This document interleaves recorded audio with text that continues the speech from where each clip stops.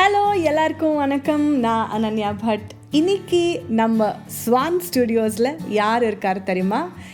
700 மூவிஸ்க்கு மேலே மூவிஸ்க்கு எடிட்டிங் பண்ணியிருக்காரு. 40 டாக்குமெண்டரிஸ், மோர் தென் 40 டாக்குமெண்டரிஸ். அப்புறம் மோர் தென் 12 to 15 லாங்குவேஜஸில் ஒர்க் பண்ணியிருக்காங்க. அண்ட் டிவி ஷோஸ் ஆயிருக்கும், directors. You take the name of a director and he has worked and he has edited a movie for that director. 2 வாட்டி national award கிடைச்சிருக்கு. This is none other than நம்ம Suresh அரஸ் sir. தந்தானேனா தந்தானேனா தந்தானேனா. வணக்கம் sir, welcome to the podcast of Journey with Ananya Bhat with Swan Studios. Namaste, thank you. Sir, நீங்கள் தமிழ் இண்டஸ்ட்ரிக்கு எப்போ வந்தீங்க? எப்போ உங்களுக்கு அந்த ஆப்பர்ச்சுனிட்டி கிடச்சிச்சு? எனக்கு ஒரு சின்ன மருமகள்னு ஒரு படம் பண்ணிட்டு இருந்தேன். அது பெங்களூரில் ஷூட்டிங் நடந்துட்டு இருந்தது. தெலுங்கு டைரக்டரு பேராஜுன்ட்டு ஒரு ப்ரொடியூசர். அவர் இங்கே ஷூட் பண்ணிட்டு இருந்தார். அவர் ஸ்டுடியோ எதுக்கோ வந்திருக்காரு, சாமுண்டேஸ்வர் ஸ்டுடியோக்கு. வந்தப்போ அங்கே கேட்டிருக்காரு, யாராவது எடிட்டர் வேணும் நமக்கு எடிட் பண்ணுறதுக்கு. இங்கே லோக்கலில் ஷூட்டிங் போய்ட்டு சிவாஜி சார் நடிச்சிருந்தார் அதில். பெங்களூரில் ஷூட்டிங். அதனால் கேட்டாங்க, யாரும் அங்கே ஸ்டுடியோவில் என் பேர் சஜஸ்ட் பண்ணியிருக்காங்க. அந்த பையன் இருக்கா, வாரங்க வேணாலும் பண்ணுவோம். அவர் என் ரூமுக்கு வந்தார். நான் வேறு படம் ஒன்று ஒர்க் பண்ணிட்டு இருந்தேன். வந்தார், வந்து கேட்டார், பண்ணி இப்படிப்பா நான் ஒரு படம் பண்ணிகிட்ருக்கேன், பண்ணி கொடுங்க. எனக்கு சிவாஜி சார்னா ஒரு படங்களை பார்த்து சரி ஏன் பண்ணக்கூடாதுன்ட்டு. சார் எனக்கு அவ்வளோ சென்னை வந்து பண்ண முடியுமான்னு தெரியல, இங்கே என்ன பண்ணுறேன். இல்லைப்பா, இங்கேப்பா இங்கே ஷூட்டிங் நடந்துகிட்ருக்கப்பா, இங்கே பண்ணி கொடுக்கும், நீ இங்கே பண்ணு. சரி சார் வானார். எனக்கு எந்த இடம்னு தெரியல. அவரே கூட்டு போனார். அங்கேயோ ஒரு அங்கே சிவாஜி சார் நடிச்சிட்டு இருந்தார். போய் பார்த்த, சந்தோஷமாகி போச்சு. சரி பண்ணு. சிவாஜி சார்கிட்டையும் என்னை இன்ட்ரடியூஸ் பண்ணார். பட் அவர் பெருசாக ஒன்றும் ரியாக்ட் பண்ணல. எனக்கு சந்தோஷம். பெரிய ஒரு ஜாம்பவனை பார்த்துட்டோம். எந்த ஏஜ் உங்களுக்கு? எனக்கு அப்போது 34-35 இருக்கும். 34-35 இருக்கும். அங்கேருந்து அதுக்கப்புறம் எனக்கு மால்குடி டேஸ் சீரியல்ஸை பார்த்துட்டு, மணி சார் இந்த மாதிரி ஒரு எடிட்டர் எனக்கு வேணும், தேடுங்க, அவர் எங்கே இருக்கார், யார் அவர் அப்படின்னு அவங்க அசிஸ்டன்ட்ஸ் சொல்லியிருக்காங்க. அவங்க எங்கெங்கேயோ தேடி பிரசாத் லேபில். நான் வேறு அவருக்கு நான் அப்போது தெனாலிராமா சீரியல் பண்ணிட்டு இருந்தேன். அது நான் பாம்பேக்கு மியூசிக் பார்க்குறதுக்கு போனோமா, அங்கே ஆப்டிக்கல்ஸ் அப்போல்லாம் டிசால்வ்ஸ், ஃபேட் இன் ஃபேட் அவுட்ஸ் எல்லாம் வருதில்ல, அது ஃபிலிமில். அப்போ நம்ம ஸ்டுடியோவில் பண்ண வேண்டியது அதெல்லாம். அது எடிட்டிங்கில் பிளான் பண்ணிப்போம். அப்புறம் அதை ஃபிலிமுக்கு கன்வெர்ட் பண்ணுறதுக்கு அங்கே ஆப்டிக்கல் ஒரு செக்ஷன் இருந்தது, அங்கே பண்ணணும். அங்கே பண்ணிகிட்டு இருந்தேன். அப்போ அங்கே தேடி வர்றாங்க. எங்கன்னா அங்கே எல்லா மாநிலத்திலையும் அங்கே வர்றாங்க. எல்லா லாங்குவேஜ் எடிட்டர்ஸும் அங்கே வரணும். அந்த ஒர்க் அங்கே தான் பண்ணணும். பிரசாத் தான் ரொம்ப நல்லா பண்ணணும். வேறு வேறையும் நடந்துகிட்டு இருந்தது. பிரசாத்தில் குவாலிட்டி ரொம்ப நல்லா இருந்தது. அதனால எல்லோரும் அங்கே வருவோம். அங்கே வந்து அவங்களுக்கு தெரியும் எடிட்டர்ஸ்ன்றதுனால, அவங்கள கேட்டால், அந்த டெக்னீஷியன்ஸை கேட்டால் தெரியும். அங்கே வந்து டெக்னீஷியன்ஸை கேட்டுட்ருக்காரு. அவர் அங்கே உட்காந்துருக்கான வந்து பாரு. அவர் நம்பவே இல்லை, அவன் ஏதோ தமாஸ் பண்ணிகிட்ருக்கான். அப்புறம் அவங்களுக்கு நான் தான் தெரிஞ்சது. சார் இப்படி மணி சார் உங்களை மீட் பண்ண. சரி சார், மீட் பண்ணலாம். சரி, நாங்கள் ஆஃபீஸுக்கு போயிட்டு உங்களுக்கு ஃபோன் பண்ணுறோம். நான் இங்கே தான் இருப்பேன், இங்கே இன்டர்காமில் கேட்டேன். அப்புறம் ஃபோன் பண்ணாங்க. மார்னிங் 9 o'clock மீட் பண்ணலான்னு மீட் பண்ணேன். சரி, ஃபஸ்ட் மீட்டிங்லேயே ஒரு 5 minutesலேயே ஓகே ஆயிடுச்சு. அட்வான்ஸ் வாங்கிட்டு அது ஒரு பெரிய விஷயம். எனக்கு அதுக்கு முன்னாடி ஒரு 3 ஆஃபர்ஸ், வேறு வேறு ஆஃபர்ஸ் வந்திருந்தது. அப்போ எல்லாம் நான் இன்னும் கல்யாணம் ஆகலை. அது எங்கள் அண்ணா வீட்டில் தான் நான் இருந்தேன். எங்கள் பெரியப்பா பேச்சு தான் நம்ம கேட்போம். பெரியப்பாவுக்கு வந்து பெரியப்பா இப்படி எனக்கு ஹாலிவுட்டில் ஒரு ஆஃபர் கிடச்சிது. ஹாலிவுட் எடிட்டரை கூப்பிட்டாரு என்ன. வாவ். சினிமான்னு ஒரு படம் ஷூட்டிங், அது பெங்களூரில் நடந்தது. ஓ ஓகே. அது எடிட்டிங் இங்கே பண்ணியிருந்தேன். அப்போது நான் இங்கே லோக்கல்லேருந்து ஒரு 2 பேர் ஒர்க் பண்ணோம். அதில் நானும் ஒருத்தன், இன்னொருத்தர் நம்ம சீனியர். எடிட்டருக்கு என்ன பிடிச்சது தெரியல எனக்கு. அவர் கூப்பிட்டாரு, நீ வந்துட்டு நான் கூப்பிட்டு போகிறேன் அப்படின்னு. எங்கே வந்து பெரியப்பாவுக்கு சொன்னேன். எங்கள் பெரியப்பா, ஐயோ நீ கஞ்சி குடித்தாலும் பரவாயில்ல, எங்கள் கண்ணு முன்னாலேயே இருக்கணும். சரி விட்டு கொடுக்கல அவங்கள. கோகிலா பாலு மகேந்திரா அந்த படம் ஒர்க் பண்ணுறப்போ பாலு மகேந்திரா கூப்பிட்டார். நெக்ஸ்ட்டு சென்னை வந்துடு, நம்ம படங்கள் எல்லாம் ஒர்க் பண்ணலாம். சேம் அதே சேம் ரிப்பீட், உடஞ்சி போன டிஸ்க் மாதிரி சேம் நம்ம பெரியப்பா. அதுக்கப்புறம் சேத்து மாதவன் மானினின்னு ஒரு படம் பண்ணார். அவரோட பிரதர் மூர்த்தி அவரு கூப்பிட்டார் நம்ம ப்ரொடக்ஷனில். நம்ம எல்லாம் அவருக்கு தமிழ், மலையாளம், ஹிந்தியிலெல்லாம் படம் பண்ணிகிட்டு இருந்தாங்க. நம்ம ரெகுலராக படம் பண்ணுறோம், நீ வந்துடு நம்ம படங்களில் ஒர்க் பண்ணலாம். சேம் அந்த 3 சான்ஸு மிஸ் ஆயிருந்தது. இந்த மணி சார் கூப்பிட்ட டைமில் கரெக்டாக எனக்கு கல்யாணம் ஆயிருந்தது. ஆல்ரெடி கல்யாணம் ஆகி ஒரு 3-4 இயர்ஸ் ஆயிருந்தது. நான் இப்போ யாரையும் கேட்கல, அட்வான்ஸ் வாங்கிட்டு வந்து தான் நான் வீட்டில் மிஸ்ஸஸுக்கு சொன்னேன், நான் அட்வான்ஸ் வாங்கிட்டேன், இப்படி அந்த படம் பண்ண போகிறேன். மிஸ்ஸஸ் கேட்டாங்க, கஷ்டமாவாதான் உங்களுக்கு அங்கே இங்கே? இல்லை என்ன கஷ்டம் இருந்தாலும் இது மறுபடியும் இந்த சான்ஸ் எல்லாம் கிடைக்காது. எனக்கு இது 4th டைம் கிடைச்சிருக்கு. இந்த சான்ஸை நாங்கள் மிஸ் பண்ணக்கூடாது, அவ்வளோ கஷ்டப்பட்டாலும் பண்ணுவோம். சார், உங்களுக்கு நேஷ்னல் அவார்ட்ஸ் வந்துச்சு கன்னடா சினிமாவில், தமிழ் சினிமாவில். ஸோ அதை பற்றி சொல்லுங்கள். தமிழ் எனக்கு பாம்பே படத்துக்கு அந்த படத்தில் ஒரு விஷயம் நடந்தது, அது சொல்லணும். எனக்கு நான் பெங்களூரில் இருக்கேன். எனக்கு ஒரு நைட்டு ஃபோன் வருது, சார் மார்னிங் 5 மணிக்கு நீங்கள் சென்னையில் இருக்கணும் சார், உங்களை அர்ஜென்ட்டாக பார்க்கணும். எப்படிப்பா வருது? 10 மணிக்கு நைட்டு 10 மணிக்கு ஃபோன் பண்ணேன். அப்போது இந்த மாதிரி ஃப்ரீக்வெண்ட் ஃப்ளைட்ஸு கிடையாது, ட்ரெயின் கிடையாது, டிரான்ஸ்போர்ட்டேஷன் ரொம்ப இதாக இருந்தது. சார் எனக்கு தெரியாது சார், நீங்கள் எப்படி வேணாலும் வாங்க, பட் 5 மணிக்கு நீங்கள் டைரெக்டாக மீட் பண்ணணும், நான் ட்ரை பண்ணுறப்பா அப்படின்ட்டு போயிட்டேன். சரி கஷ்டப்பட்டு போயிட்டேன். பட் 5 மணிக்கு போய் மீட் பண்ண முடியல. ஒரு 6-6:30 மணிக்கு போனேன். இப்போது அங்கே பெரிய சிட்டி மாலாக இருக்குது. அது வந்து இந்தியன் எக்ஸ்பிரஸ் பில்டிங், அப்போ பழைய பில்டிங். அங்கே நம்ம இது பாம்பேயோட ஷூட்டிங் நடந்துட்டுருக்கு. சரி டைரக்டர் இருந்தார், நான் போனேன். அவருக்கு நான் பார்த்த உடனே சந்தோஷம், மணி சாருக்கு. வந்துட்டீங்களா? இல்லை ஒரு சாங் ஷூட் பண்ணிட்டுருக்கேன், எனக்கு எப்படி வருதுன்னு தெரியல. அப்போது ஒரு 10 minutes டியூரேஷன் ஷூட் பண்ணியிருந்தார் மெட்டீரியல். நான் பார்த்தேன், எனக்கு என்னமோ ஐ எம் நாட் ஹாப்பி. நீங்கள் ஒரு வாட்டி போய் பாருங்கள், அவர் ஷூட்டிங் போயிட்டு இருந்தது, நீங்கள் ஒரு வாட்டி போய் பாருங்கள். சரி சார், நான் போய் தியேட்டரில் பார்த்தேன். ரஷ்மத்தோட தான் எனக்கு சந்தோஷமாக போச்சு, ரொம்ப நல்லா இருக்குது. ஓகே, எனக்கு சாங் தெரியும், அல்லா குல்லா சாங், அந்த சாங் சரி சாங் தெரியும், ரஷ் நல்லா இருக்கு அப்படின்னு. சரி நான் வந்து நல்லா இருக்கு சார் பண்ணிக்கலாம் அப்படின்னு சொல்லிட்டு போனேன். இவனுக்கு ஏதோ வேலை இருக்குது, அதனால் இப்படி சொல்லிட்டு போகிறான் அப்படின்னு ஃபீல் பண்ணிட்டு வாரோ. ஆக்சுவலி உண்மையிலே எனக்கு வேலை இருந்தது பெங்களூரில், உண்மையாக அது இருந்தது வேணும். பட் நான் அப்படி சொல்லக்கூடாது. இல்லை டைரக்டர் என்னை கூப்பிட்டு பாருன்னு சொல்கிறாருன்னா அது ஒரு பெரிய ரெஸ்பான்சிபிலிட்டி. அவர் சாட்டிஸ்ஃபை பண்ண வேண்டியது என்னோட கடமை.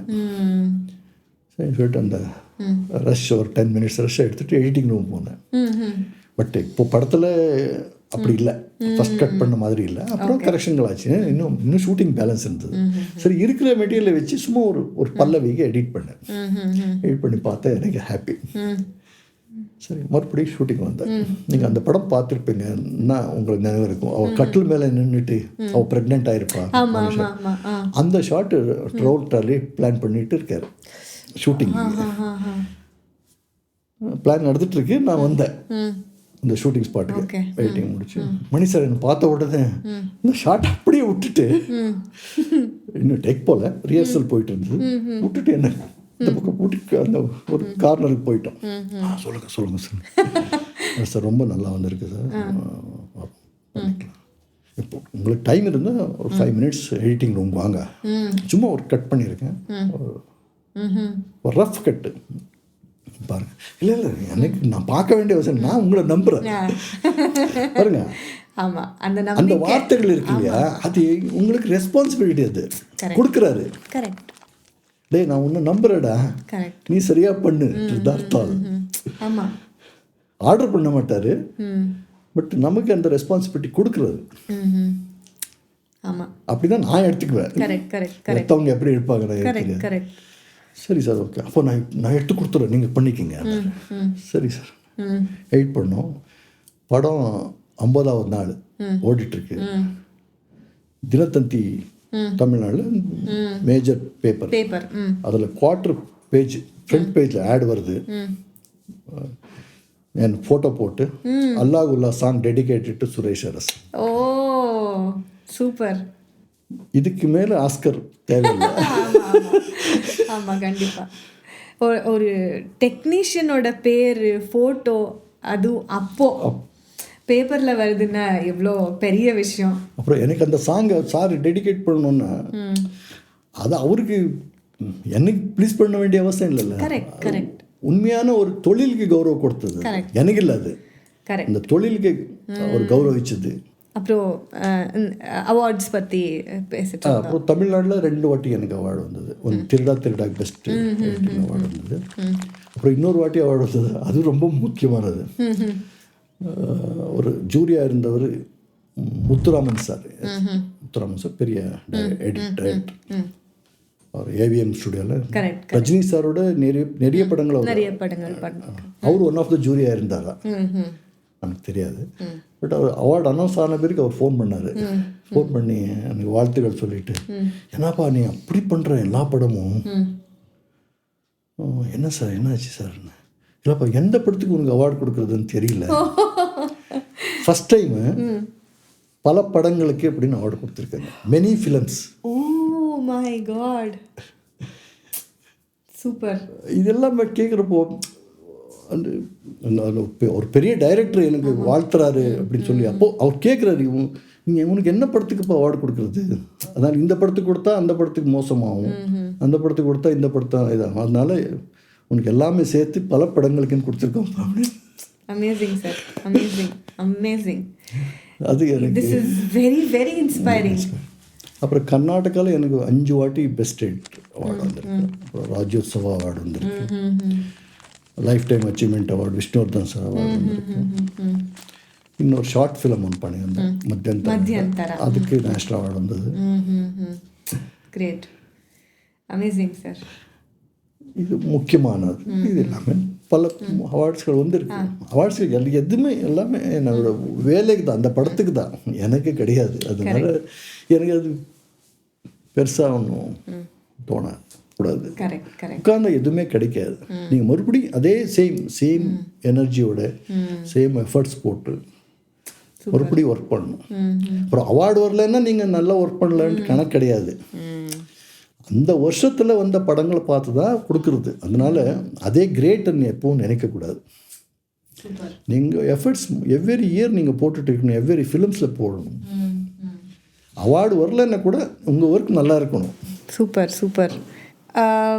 உங்களுக்கு செட்பேக்ஸ் அப்படி சொல்லுவாங்க. ஸோ இந்த இயரில் இல்லைனா இந்த ப்ராஜெக்ட்னால நான் ஏதோ ஆயிடுச்சு, நான் கொஞ்சம் நாள் நான் ஒர்க் பண்ணல, இல்லைனா நான் பிரேக் எடுத்துட்டேன், அந்த மாதிரி ஏதாச்சும் இருக்கா? அப்போவே சொன்னீங்க, not a day, not a single day I am out of my editing seat. Super. எனக்கு வேலை செய்யலைன்னா அன்னைக்கு எனக்கு செட்பேக். அது அதான் வேலை செய்யாத நாள்கள் இருக்குது, இல்லைன்னு சொல்கிறது இல்லை. பட் எனக்கு வேலை செய்கிறது தான் பிடிக்கும். அதனால் எனக்கு செட்பேக்குன்னு நான் நினைக்கிறேன். நான் எனக்கு எப்பவும் நான் நல்லா இருக்கேன். நான் 50 வருஷம் வாழ்ந்திருக்கேன் நான் இந்த இண்டஸ்ட்ரியில். அது பெரிய விஷயம் இல்லை, யாருக்கும் கிடைக்காத. நான் எஜுகேஷன் இல்லை, அது ரொம்ப ரொம்ப முக்கியமான விஷயம். நான் எஜுகேட்டட் இல்லை. நான் எல்லாமே கற்றுக்கிட்டது இண்டஸ்ட்ரிக்கு வந்து ஒரு விஷயம் எனக்கு நான் ஃபஸ்ட் டைம் பெங்களூருக்கு வர்றேன். நான் வர்றப்போ என்ட்ரி ஆகிறப்போ ஒரு ஃபேக்ட்ரி பிஹெச்எல்னு நினைக்கிறேன், இப்போ இருக்கிற பிஹெச்எல் என்ட்ரி ஆகிட்டுருக்கேன். அந்த செவர் மேலே ஒரு எழுதியிருக்காங்க, ஸ்டிக் நோ பில். எனக்கு பெரிய கன்ஃபியூஷன். ஸ்டிக்குன்னா ஒட்டணும், நோ பில்லுன்னா என்ன புரியல. டாய்லெட்டுக்கு டூலெட்டுக்கு வித்தியாசம் தெரியல. இந்த மாதிரி நிறைய விஷயங்கள். டாக்கிக் ஸ்பெல்லிங் தெரியல, எல் இருக்குல்ல, அது நமக்கு தெரியல. அதை வச்சு என்ன காமெடியெல்லாம் பண்ணியிருக்காங்க. அது கிளாப் கொடுக்குறப்போ, நான் அசிஸ்டன்ட் டைரக்டராக வேலை செய்கிறப்போ கிளாப் கொடுக்கணும். கிளாப் கொடுக்குறப்போ இது டாக்கி ஷார்ட்டா சைலண்ட் ஷார்ட்டான்னு எழுதணும். அது எழுதுகிறப்போ எனக்கு எனக்கு எஜுகேஷன் இல்லைன்றது மற்றவங்களுக்கு எல்லாம் தெரியும். அதை டாக்கிங் ஸ்பெல்லிங் சொல்லு அப்படின்னா நான் தப்பாக சொல்லுவேன், நான் எல்லாம் விட்டுடுவேன். கிண்டல் பண்ணுவாங்க. பட்டு போ அது நான் அதை அவங்க என்னை யார் அவமானப்படுத்தணும்னு நினச்சாங்களோ அவங்க முன்னாலே நான் அது ஜெயிச்சிருக்கேன். அது அந்த அவமானத்துலேருந்து வெளியில் வந்திருக்கேன், கற்றுக்கிட்டு இருக்கேன். ஒரு விஷயம் அவங்களெல்லாம் எனக்கு குரு. எனக்கு அவமானப்படுத்தின every person is my guru. Great statement. நான் எப்பவும் அவங்க மேலே என்றைக்கும் நான் பழி வாங்கணும்னு நினைக்கவே இல்லை, அவங்களுக்கு அவமானப்படுத்தணும்னு கூட நினைக்கல. அவங்கெல்லாம் எனக்கு குருகள். ஏன்னா அவன் பண்ணலன்னு நான் கற்றுருக்க மாட்டேன். இது சரின்னு சொல்கிறத நம்ம தப்பு பண்ணப்போ நம்ம கேலி பண்ணுறாங்கல்ல, அது பெரிய ஆக்சுவலி நமக்கு ஒரு கிரிட்டிசிசம் இருக்குல்ல, அது ஒரு நமக்கு ஒரு என்ன சொல்கிறது, ஒரு கற்றுக்கணும் அப்படின்ற ஒரு ஆர்வம் வரும். இல்லை நம்ம எல்லோரும் முன்னாடி இப்படி அவமானப்படக்கூடாது. அது என்னோடய வீக் தானே. நான் அவனுக்கு ஒரு விஷயம் எனக்கு தெரியலன்னா அது என்னோடய வீக்னஸ். அது நான் கற்றுக்கணுன்ட்டு. இன்றைக்கி எனக்கு ஒரு இன்னும் லாங்குவேஜ் தெரியாது, பட் இருந்தாலும் நான் இங்கிலீஷை இன்பிட்டின் நான் யூஸ் பண்ணுவேன், தப்பாக யூஸ் பண்ணுவேன். பட் அது நான் எனக்கு ஆப்போசிட் கேரக்டர் யார் இருக்காங்களோ, நான் யாருக்கு சொல்லிட்டு இருக்கேனோ அவங்களுக்கு அது புரியும். லாங்குவேஜ் என்னென்ன கன்வே பண்ணுறது தானே, அது நான் கன்வே பண்ணிவிடுவேன். அது எப்படியோ இப்போ நான் பெங்காலி படம்லாம் ஒர்க் பண்ணியிருக்கேன், எனக்கு பெங்காலி தெரியாது, பட் எனக்கு ஹிந்தி தெரியும். நான் ஹிந்தியில் அவருக்கு பேசி கன்வே பண்ணிவிடுவேன். இந்த மாதிரி வாழ்க்கையில் வந்து சேலஞ்சிங்காக எடுத்துக்கணும். எதுக்கு பயப்படக்கூடாது, பயப்பட்டால் எதுவுமே வராது. சார், நீங்கள் எடிட் பண்ண ஒரு ஐகானிக் மூவி தளபதி, இதோட ஃபஸ்ட் காப்பி பார்த்து ரஜினி சார், நம்ம சூப்பர் ஸ்டார் ரஜினி சார் என்ன சொன்னாங்க, அது எப்படி இருந்துச்சு, என்ன ஆயிடுச்சு அதுக்கப்புறம்? ஆக்சுவலி அவர் ஃபஸ்ட் காப்பி பார்க்குறப்போ நான் இல்லை, அதனால் எனக்கு அவரோட ரியாக்ஷன் என்னன்னு தெரியல ஆக்சுவலி. பட் டப்பிங் வந்தப்போ அவர் சொன்ன ஒரு வார்த்தை என்னென்னா, சாருக்கு, மணி சாருக்கு, சார் ஃபஸ்ட் டைம் மட்டும் தியேட்டருக்கு போயிடாதீங்க, நம்ம ஆடியன்ஸ் எல்லாம் கொஞ்சம் வேறு மாதிரி இருப்பாங்க, ஃபஸ்ட் டைம் மட்டும் ஃபஸ்ட் ஷோ போயிடாதீங்க, அப்புறம் போங்கன்னு சொன்னார். அது மட்டும்தான் தெரியும் எனக்கு. பட் பர்சனலாக அவர் அப்புறம் என்ன பேசினாருன்னு அது தெரியல. அவங்க எதுக்கு அப்படி சொன்னாங்க தெரியல. அது ஓவர்வெல்மிங்காக இருப்ப. பட் அந்த ஆடியன்ஸோட ஃபஸ்ட்டு ஷோ இருக்கு இல்லையா, அது ரொம்ப அவங்க சண்டை போடுவாங்க, கத்துவாங்க, படம் பார்த்து எமோஷனல் ஆகிடுவாங்க. சின்ன சின்ன விஷயத்துக்கு அவங்க ஃபேன்ஸு ஹீரோ வந்து ஒரு கடவுள் மாதிரி அவங்க இது பண்ணுவாங்க. அங்கே போனப்போ மணி சாருக்கு அது எப்படி பிடிக்குமோ பிடிக்காதோ என்ற ஒரு ஆதங்கத்தில் சொல்லியிருப்பார் அப்படின்னு நான் நினைக்கிறேன். தெரியல எனக்கு, அவர் என்ன மீன் பண்ணாருன்னு தெரியாது, ரஜினி சார் தான் கேட்கணும். ஓகே, அப்புறம் இந்த தில்சே பாட்டில் அது கேண்டிட் கட், ஸோ அது ஒரு புதுசாக வந்தது நீங்கள் பண்ணது, ஸோ அதை பற்றி கொஞ்சம் சொல்லுங்கள். இல்லை, அதெல்லாம் பிளான் பண்ணி ஷூட் பண்ணது, அது எடிட்டிங்கில் பிளான் பண்ணது இல்லை. அது ஆக்சுவலி இப்படி வேணும் அப்படின்னு பிளான் பண்ணது தான். ஓகே, ஸோ அவங்க எழுதும்போது நீங்கள் உட்காந்து சொல்லுவீங்களா? இல்லை, அது சாரே பிளான் பண்ணது தான். அது மணி சாரோட ஐடியா தான். அது எல்லாமே அவங்க கொரியோகிராஃபர் கேட்டு நான் எனக்கு இப்படி வேணும்னு சொல்லி பண்ணது. அது எடிட்டிங்கில் அழகப்படுத்திக்கிட்டோம். அது பிளான் பண்ணி ஷூட் பண்ணது, அதெல்லாம் அதில் எக்ஸாகரேஷன் ஒன்றும் இல்லை அதில். நீங்கள் ஏதாச்சும் மூவி எடிட்டிங் பண்ணும்போது இது கொஞ்சம் டிஃப்ரெண்ட்டாக பண்ணலான்னு பிரேக் எடுத்துட்டு வெளியில் வந்து யோசிச்சு அப்படி அப்புறம் போய் எடிட்டிங் பண்ணோம் அந்த மாதிரி ஏதாச்சும் இருக்கா? அப்படி இல்லை, எதுவுமே இல்லை. ஒரே ஷார்ட்டில் பண்ணுவீங்க. எனக்கு தொழில் செய்கிறதுன்னா ரொம்ப பிடிக்கும். சூப்பர். நீங்கள் வர்க்கஹாலிக்கா அப்படின்னு கூட நினச்சிக்கலாம். 24 மணி வேணால் நான் வேலை செய்வேன். எனக்கு சும்மா இருன்னு சொல்லக்கூடாது. Super super super. எனக்கு இன்னும் அந்த பசி தீரல. அதுக்கு தான் எனக்கு யங்ஸ்டர்ஸ் பார்த்தா ரொம்ப பிடிக்கும். அவங்க கூட நான் ஒர்க் பண்ணுவேன்.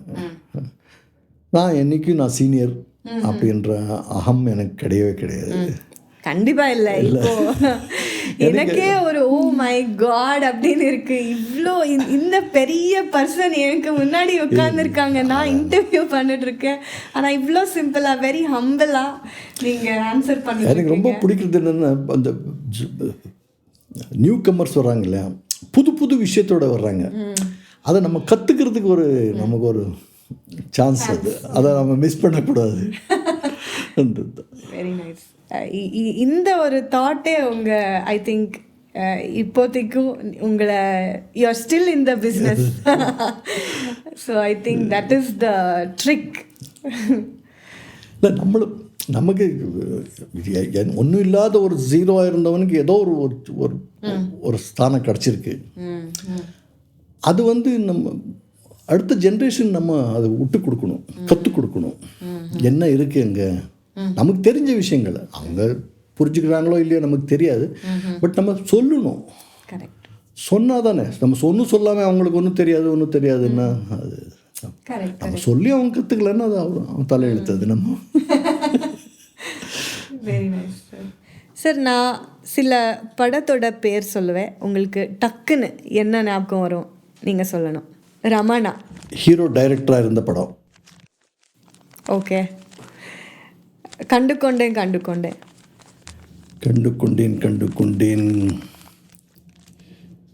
ராஜீவ் மேனனோட கனவு. ரோஜா வந்து நம்ம நாட்டுக்கு தேவை இருந்த ஒரு படம். நான் கடவுள் ஆன்மீக விரோதிகளை பார்த்து புரிஞ்சுக்க வேண்டிய படம். Super super sir.